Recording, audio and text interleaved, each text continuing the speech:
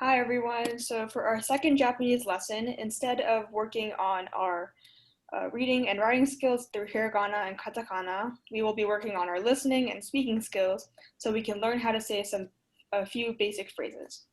So let's get started. So our first phrase that we're going to learn is my name is blank, your name.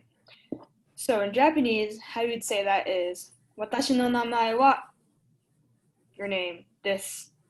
So Lilia, would you like to try this phrase out? 私の名前はウリアです。Yay, okay. Next phrase. So for our second phrase, it is how to say our age. So it'll be I am whatever your age is, years old, and then in Japanese it'll be your age, sai desu. So Samantha, please say your age.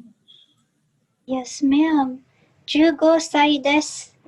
Yes. So If you want to say like your other ages, if you're not 15, so for example, if you're 13, you would say 13. 14 it'll be 14. 15 would be 15. 16 would be 16. 17 is 17. And then 18 would be 18. So the next phrase we're learning is, so say you go to Liberty High School, and yeah, you're a high schooler, so you'd be like, I am in whatever, I'm a whatever grader at Liberty High School. So in Japanese, that will sound like Liberty Koko, which is Liberty High School, no, whatever grade you are, nensei this. So this basically translates to Liberty High School's whatever grade. Yeah. So Lilia, would you like to try this phrase? リバティ高校の14年生です。 Yay, yes. Okay, so if you're not in 10th grade, like Lilia, so some other grades you can do, oh shoot, is 9 would be Q. 10 would be 10. 11 would be 11. And 12 would be 12. Okay. So we'll be moving on to our next phrase. Okay, so this is just like if you're sharing something, like a fact of yourself. So my favorite animal is a whatever your favorite animal is. And then in Japanese, it'll translate to ski na doubutsu wa whatever your favorite animal is, this. So Samantha, please state your favorite animal. Please state your favorite animal. 好きな動物は羊です。 Yay. Yes. So Samantha's favorite animal is a sheep, which translates in Japanese is hitsiji. Okay, so on to the next one. Basic animals. Usagi is rabbit. Neko is a cat in Japanese. Inu is dog. 羊 is sheep. And then panda is panda. So these are just like, I think these are Lilia and Samantha's favorite animals, so. Okay. So now we're gonna like move on from our self-introduction phrases to like actual like greeting phrases and like how to say hello, that sort of thing. And so our first phrase is good morning.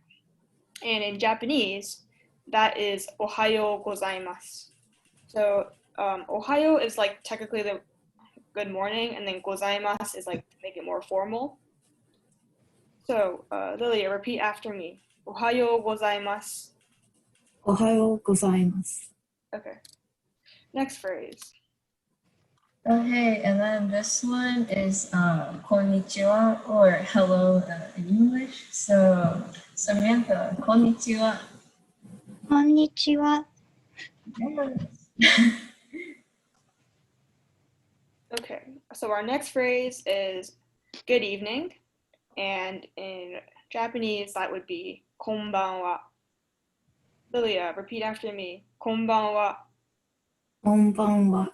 Yay. Okay.